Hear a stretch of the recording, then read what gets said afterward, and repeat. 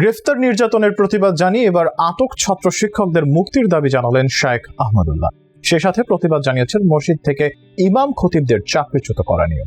কোটা সংস্কার আন্দোলনে শিক্ষার্থীদের পক্ষে শুরু থেকেই সরব ছিলেন দেশের এই জনপ্রিয় ইসলামী আলোচক। এবার কোটা সংস্কার আন্দোলনকে ঘিরে সহিংসতা পরবর্তী গ্রেফতার নির্যাতনের প্রতিবাদ জানিয়েছেন তিনি। একজন অসুস্থ মানুষ কিভাবে সেতু ভবনে হামলা চালাতে পারে তা যেন এক বিস্ময় হয়ে আছে জনপ্রিয় এই ইসলামী স্কলারের কাছে।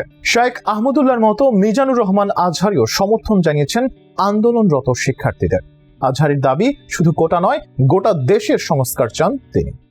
কোটা সংস্কার আন্দোলনে দেশ জুড়ে সৃষ্ট উদ্ভূত পরিস্থিতিতে শুরু থেকে শিক্ষার্থীদের পক্ষে আওয়াজ তুলেছেন দেশের জনপ্রিয় ইসলামী আলোচক শায়েখ আহমদুল্লাহ। সেই সাথে এই আন্দোলনকে ঘিরে যেসব ইমাম খতিব চাকরিচ্যুত হয়েছেন তাদের পাশে দাঁড়াতে সবাইকে আহ্বান জানিয়েছেন তিনি। নিজের ভেরিফাইড ফেসবুক পেজে দেওয়া এক পোস্টে এই ইসলামী আলোচক লিখেন, চলমান কোটা সংস্কার আন্দোলনকে ঘিরে দেশব্যাপী চলা অন্যায় ও জুলুমের বিরুদ্ধে কথা বলার কারণে অনেক ইমাম খতিবকে চাকরিচ্যুত করা হয়েছে। কোন খতিবকে কারণ ছাড়াই ছুটিতে রাখা হয়েছে। যারা এগুলো করেছেন ঘোরতর অন্যায় ও নীতি বহির্ভূত কাজ করেছেন। সেই সাথে শায়েখ আহমদুল্লাহ আরো উল্লেখ করেন, এদেশের সবচেয়ে কম সুযোগ সুবিধায় দায়িত্ব পালন করেন ইমাম মুয়াজ্জিনরা। তারা স্বাধীনভাবে কাজ করার সুযোগ পান খুবই কম, অথচ তাদের উপর খবরদারি করা হয় সবচেয়ে বেশি। ইমামদের পাশে দাঁড়ানোর আহ্বান জানিয়ে তিনি বলেন, ইমাম মানে নেতা, তাদের উপর খবরদারি করা মুসলিম সুলভ আচরণ হতে পারে না। কোন ইমাম সত্য উচ্চারণ করতে গিয়ে জুলুমের শিকার হলে সবাইকে তার পাশে দাঁড়ানো উচিত। ইমাম খতিবরা যত স্বাধীনভাবে কথা বলতে পারবেন আমাদের সমাজ তত ইতিবাচক পরিবর্তনের দিকে এগোবে। ইমাম খতিবদের পাশে থাকার আহ্বান জানানোর পাশাপাশি আলোচিত ইসলামিক স্কলার জোরালো আওয়াজ তুলেছেন গ্রেফতার হওয়া ছাত্র শিক্ষকদের মুক্তি নিয়েও। আন্দোলনের জোরে রিমান্ডে থাকা ব্র্যাক বিশ্ববিদ্যালয়ের আলোচিত সাবেক শিক্ষক আসিফ মাহতাব সহ গ্রেফতারকৃত সব শিক্ষক শিক্ষার্থী ও নিরাপদ মানুষের মুক্তি চেয়েছে এই ইসলামী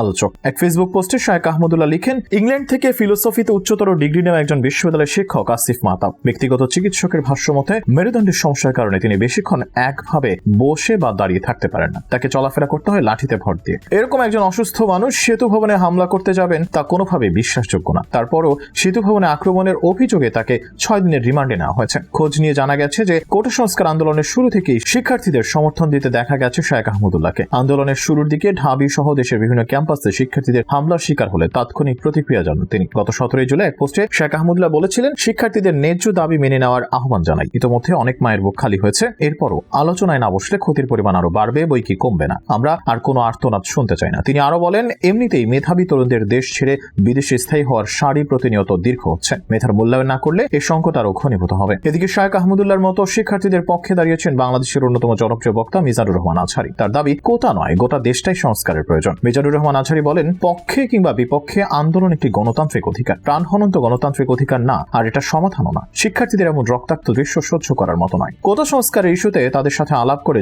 যৌক্তিক সমাধানে পৌঁছানো যেত, কিন্তু তা না করে তাদের উপর নির্বিচারে গুলি চালানো স্পষ্ট সীমা লঙ্ঘন, আর আল্লাহ সীমা লঙ্ঘনকারীদের পছন্দ করেন না। কিন্তু শিক্ষার্থীদের শান্তিপূর্ণ আন্দোলনে আকস্মিক হামলা করে বসে সরকার দলীয় ছাত্র সংগঠন ছাত্রলীগ, এতে আন্দোলন আরো বেগবান হয়। মঙ্গলবার দেশের বিভিন্ন জায়গায় পুলিশ ও ছাত্রলীগের হামলায় নিহত 6 জন শিক্ষার্থী। জনপ্রিয় এই 2 ইসলামিক আলোচক বাদেও দেশের অন্যান্য ইসলামিক চিন্তাবিদরাও পক্ষ নিয়েছেন দাবি আদায়ের লক্ষ্যে মাঠে লড়াই করা ছাত্রদের।